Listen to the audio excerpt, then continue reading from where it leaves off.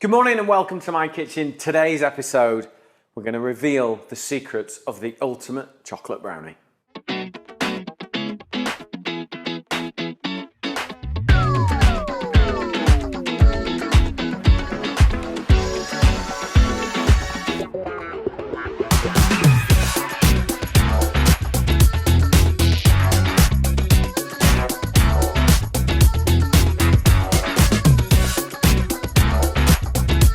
Right, my chocolate brownie recipe, I get asked for it all the time. It's in the new book, it's coming, but let's make it now, okay? I make this all the time. I take it all around the blooming world when I'm doing cooking in different places. I've cooked it in multiple countries and, you know, you name it, and it always delivers, okay? So, dark chocolate, okay? This 70% dark chocolate. It's really important that we use dark because it's got to cut through sugar and butter. And if you use milk chocolate, it's just way too sweet, all right? So like dark chocolate's almost, it's kind of, you can almost taste the fruit in it. Do you know what I mean? Yeah. It's like, have a try. Would you recommend like a higher quality? Highest quality you can afford is the right answer, okay? So like 70%. Now, normally, everybody melts chocolate on a double boiler, all right? So, pan of water, bowl over the top, melt it. You don't need to, all right? If you've got induction, and I've got cast aluminium pans here, this is a 4-litre shallow cast aluminium pan. You've seen me use it a million times. I've put it on number 2 on my induction hob, and I've just spread the chocolate out, and it will just melt gently. It won't burn. It's a nice, gentle heat. Then, in with your butter, and then let those two melt together. That's part 1 of making a good brownie. Part 2 is then the sugars. So I've got the ingredients down the side here. Carlos will post those so you can get all the ingredients, then just follow the methodology. Okay? So in with our brown sugar and our white. And when you use brown sugar in a brownie, it kind of helps, you know that crackle you get on the top of a good brownie? You get that from brown sugar, okay? Then we've got 3 room temperature free range eggs, okay? Ooh, a bit of shell there, don't want that. And then we are gonna whisk this up till it's really, really light and fluffy. You can use a, don't do it by hand, you won't get enough air in it. You need to use an electric mixer, whatever you've got, all right? So I'm just gonna mix this until it's really light and fluffy. It's kind of doubled in size, okay? Could you just move your tray, please? This tray? Yes, please. Yeah, Thank there? you. A little bit further, sorry. Yeah? Yes, thank you. Is that correct? Yeah. So, if you were to use all white sugar, you wouldn't get the same results. You don't get quite the depth. I think all with white sugar, all you get is sweetness. With brown sugars, you get a depth of like caramelization because it's got that caramelly flavour to it. I mean, you can see, look, it's darker. But if you use all brown sugar, it comes a little bit too, it's almost a bit too rich. Okay?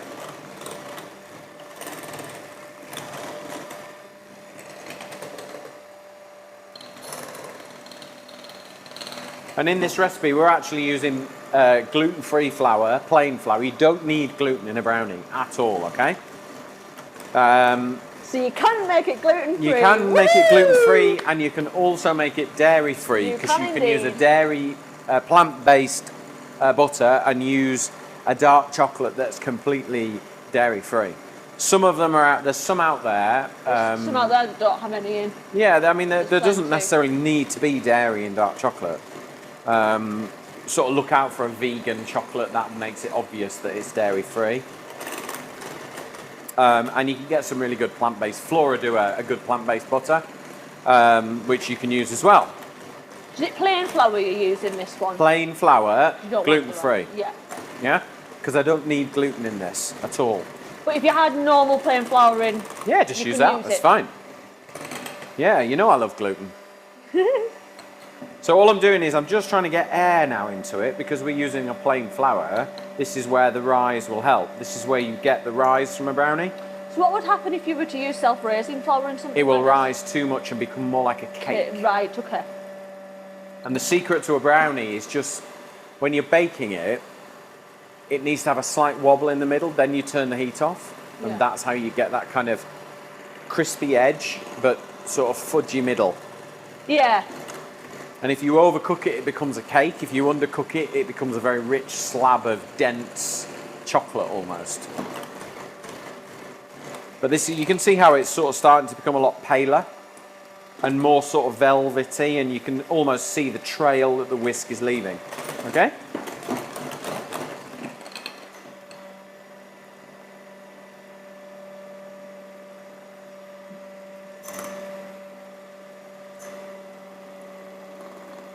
Some brownies that I've always struggled with making brownies. No, you do. And, That's why we're doing it. and now I'm learning. But it's actually quite straightforward. You just got to have time. It's really and patience. straightforward making a brownie. You just need to follow the principles. Yeah. And then obviously you can change the flavours up. You can add walnuts into your brownie. So if you want crunch, you can add chunks of honeycomb. You can add white chocolate chips, orange zest. You know, you can add what you like to it. What was the one that you did? We did it quite a while ago. Was it with cherry cola? Yeah, so what I did was I made this brownie and then I boiled a can of... we did it in lockdown. Yeah, it was quite a while ago, wasn't it? We were with the kids and we made a brownie and then we boiled... Cherry and chocolate work really well together, so I was like, cherry coke, why not? Let's try it. Boiled a can of cherry coke down to a syrup and then drizzled it on the top before we put it in the oven, a bit like you would a caramel. And it kind of gave this slight fruitiness.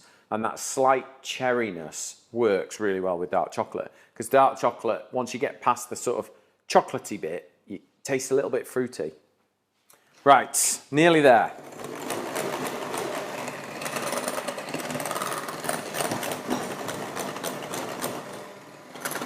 Right, so that has pretty much doubled in size. So all we've got to do now is wait for the chocolate and the butter to melt. And you can kind of see, look, the whole, you know, boiling over a pan of water is a myth. When you've got a decent pan, nice cast aluminium, can you see that, Emily? Yeah. Look, it's all just melting, nothing's catching. The great thing about induction and cast aluminium is you can do things like that. You've got complete control, it's a nice gentle heat. It'll be good to go. So it's just one less thing to wash, which is always good, isn't it? Look, chocolate direct onto the hob. Look, can you see that? Yeah. It's not stuck, it's a myth. In with the chocolate and the butter, and then I'm just going to use a flexible spoon just to get all of it out and straight into the mixture. And I'm just going to show you, look, nothing's stuck. Like you could almost put it back in the drawer. You could just lick those last little bits. Don't worry, I'll wash it. Right, let's mix that together now. So we've now got our sugar, we've got our eggs, we've got our dark chocolate and our butter mixing together. So do you have to fully incorporate this before you add the flour? Yeah. So I tend to just turn the bowl. Okay, right. So we can get rid of those. Then we have our gluten-free plain flour, okay? Going in. And then just to intensify the chocolatiness and counter the sweetness with the sugar, cocoa powder, all right? And then we're just going to sift that in.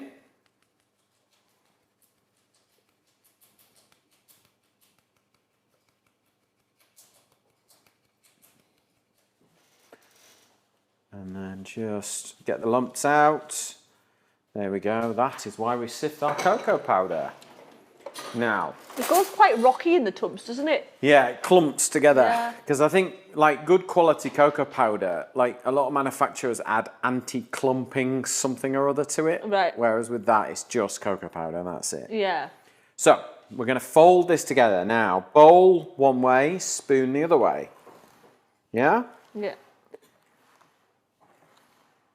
Quite a satisfactory. And we're just going to fold motion, it. that, isn't it? Yeah, yeah. Now, if you were adding wheat flour to this, it's so important that you fold it.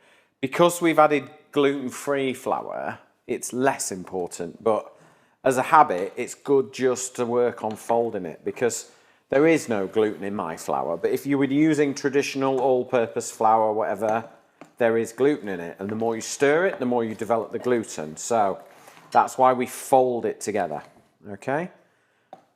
Just make sure that it's consistently folded in together, yeah? Like so. Now, 20 centimetre square brownie tray. I don't need to line it, but I do line it because it makes my life much easier, all right? It is super non-stick, this tray, but I just think it makes life so much easier. And then I'm just going to pour it straight in.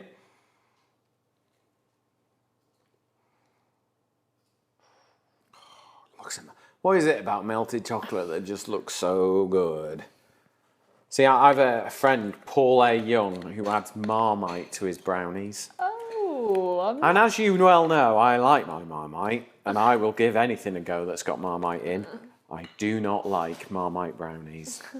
It's just weird. Chocolate and Marmite, to me, do not work.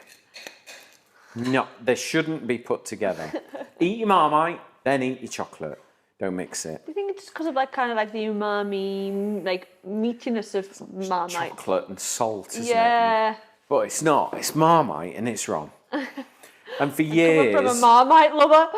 for years, people used to buy me Marmite chocolate things because I love chocolate and I love Marmite, but never. I found a use for it. Put it into chili.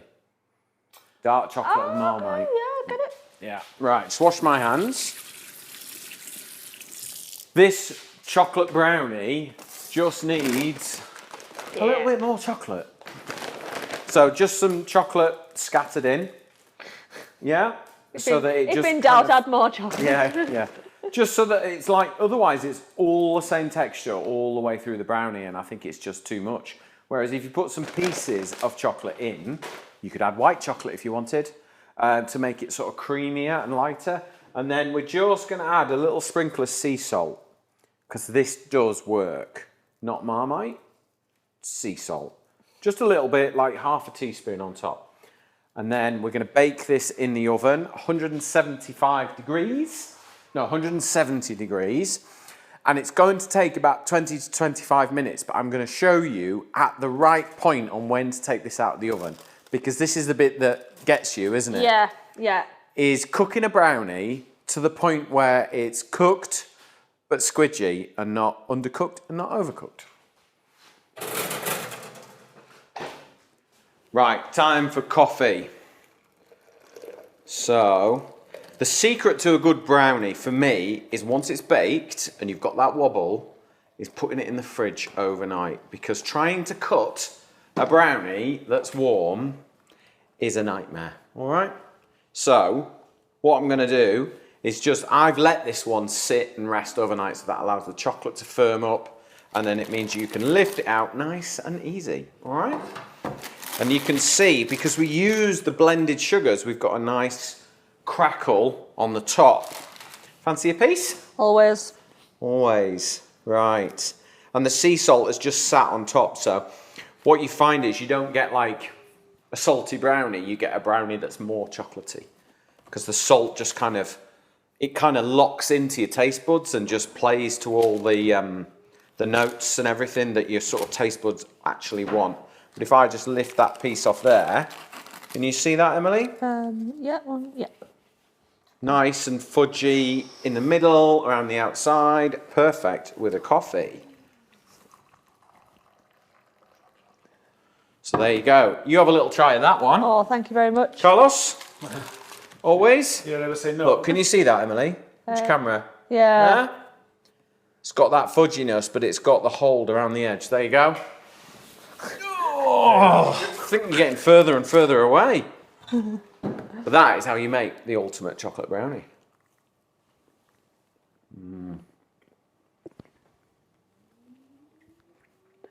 Good. Thank you very much for watching, and I will see you on the next episode.